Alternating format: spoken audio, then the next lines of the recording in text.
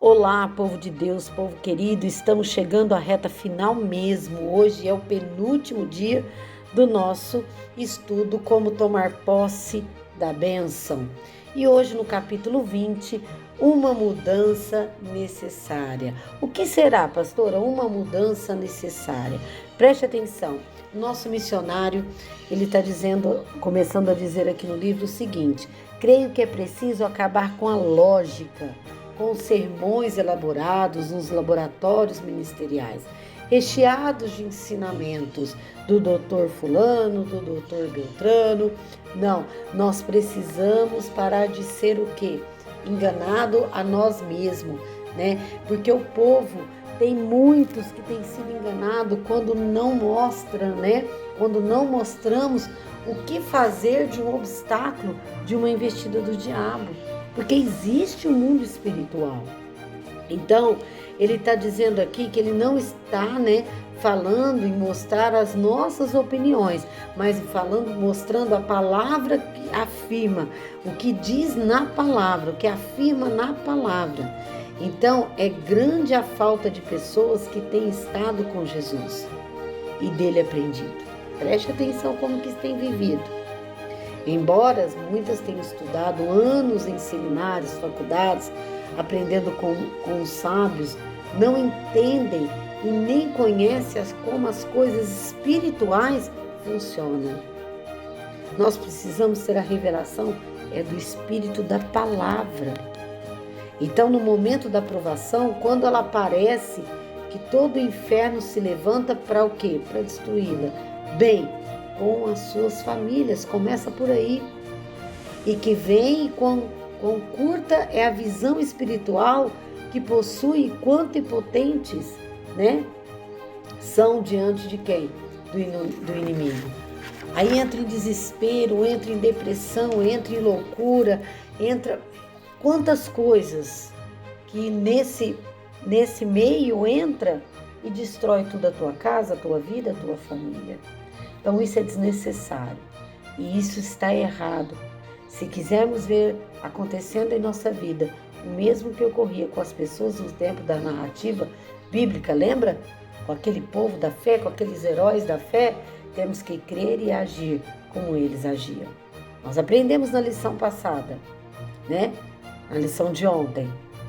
Nós precisamos fazer com que nós venhamos a olhar o grande testemunho deles para a nossa vida. Que nós vamos ter os mesmos testemunhos, até mais do que eles tiveram. Então é necessário fazer o quê? Uma mudança total e completa em quem? Nas nossas vidas. E essa mudança tem de ser desta maneira, pela qual ouvimos a palavra de quem? Do Senhor. O modo com que o acolhemos no coração, até como a colocamos o quê? Em prática. Não podemos tentar fazer com que o Senhor haja conforme queremos. Ele é Senhor. Por favor, entenda que Ele não é cabeçudo, nem teimoso como eu, como você, como nós. Você pode ser inteligentemente e achar coisas extraordinárias, mas se você não tiver a palavra, não vai. Então, o nosso raciocínio sempre é o quê? Tentado encontrar outras formas que mais facilmente trariam o quê? Perdão, a libertação para o povo. Você vai tentar encaixar de todas as formas, vai tentar fazer com as suas próprias mãos. Com as suas próprias mãos. No entanto, a verdade é que não há outro caminho. Só existe o caminho da onde? Da fé. Você pode até conseguir algo com as tuas próprias mãos, você não vai chegar até o final. Isso não vai continuar prevalecendo. Não vai ser para sempre. Então foi desse modo que o Senhor no princípio criou o quê? Os céus e a terra. Mesmo sendo Deus, não podia ficar pensando em criar as coisas que logo existiriam. Não, ele usou primeiro o quê? A fé. Ele deu uma palavra, ele soltou uma palavra e ali tudo se começou a fazer. Quando o homem pecou, o coração de Deus se partiu. Quando o homem pecou, o coração dele, eu fiquei imaginando, ele partiu. Deus havia criado ele, a sua imagem, a sua semelhança. para ter o quê? Uma comunhão com Ele. No entanto, mesmo com o coração partido, e mesmo sendo um amor, e o Senhor não podia passar a mão na cabeça do homem e dizer, esqueça, isso acontece. Não. Para redimir do seu pecado, o Senhor Deus teve de encarnar-se e vir a este mundo para morrer no lugar de quem? Do homem. Por isso que a Bíblia diz lá em João, capítulo 3, versículo 16, porque Deus amou o mundo de tal maneira que deu o seu Filho unigênito para que todo aquele que nele crê não pereça, mas tenha o quê? A vida eterna. Entretanto, então, aprender o caminho, que esse é o caminho, é o mais operante, e não usá-lo é simplesmente enganar a você mesmo. E aqui eu achei interessante ele colocar que o apóstolo Tiago escreveu, pelo que rejeitando toda imundícia e acúmulo de malícia, recebei com mansidão que a palavra em vós, enxertada, a qual pode salvar a vossa alma. E sede cumpridores da palavra, e não somente ouvinte, enganando-vos com falsos discursos, é o que ele falou lá. Você pode ser muito sábio, aquela pessoa pode ser muito sábia, mas se não tiver a revelação, você vai estar enganando com falso discurso. Porque se alguém é ouvinte da palavra e não cumpridor, é semelhante ao varão com que contempla o espelho o seu rosto natural.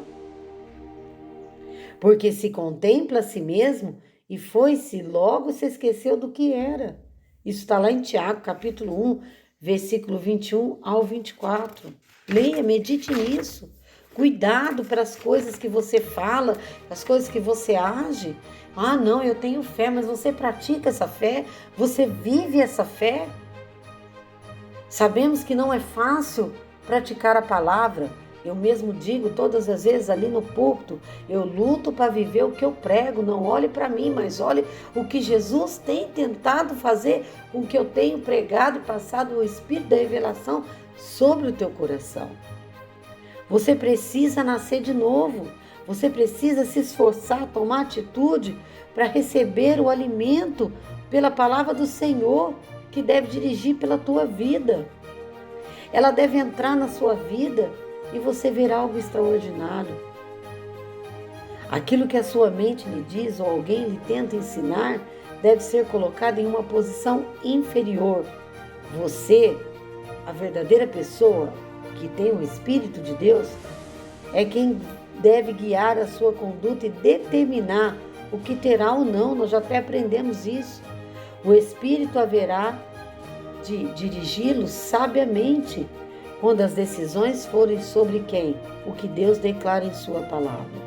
Entenda, só há um guia seguro, Jesus, a palavra de Deus. A palavra de Deus nos informa que somos mais o quê? Que vencedores. Então, se ela afirma isso, porque nós somos.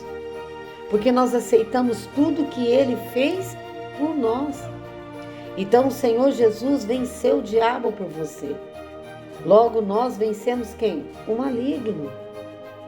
Então, nós somos o que mais que vencedores. O diabo não pode vencer por nós, ele vai ser duro. Lembra que nós aprendemos na aula passada? Ele vai ser duro, mas você vai permanecer resistindo ele, porque por intermédio de Jesus, nós já fomos cativos, nós não somos mais. Nós éramos cativos. Nós éramos do domínio das trevas. Mas a graça e o poder de Deus, nós somos libertos. Então, lá em Colossenses capítulo 1, versículo 13, ele diz o seguinte: Ele nos tirou da potestade das trevas e nos transportou para o reino do Filho do seu amor. Então, guarde isso. Só há uma fonte de informação para você. Qual é, pastora? A palavra de Deus. É o seu espírito que tem que dar a última palavra. Aquilo que você disser, não tenha dúvida, pois acontecerá. Você é quem escreve o seu futuro. Veio uma passagem no meu coração em Marcos capítulo 10, versículo 46 até o 52. Depois você pega a tua Bíblia e lê. Ali é o cego de Jericó. Ele escolheu o melhor futuro para ele. que quando ele ouviu que Jesus estava passando, ele clamou. Ele clamou: Jesus, filho de Davi, tem misericórdia de mim. E aí muitos tentaram calar ele, muitos repreendiam ele. Assim o diabo vai fazer, vai tentar fazer você se calar, vai te repreender, falar: você não vai conseguir, fica quieto aí, não faz nada não vai adiantar nada, ele não vai te ouvir. Não, ele clamava cada vez mais alto.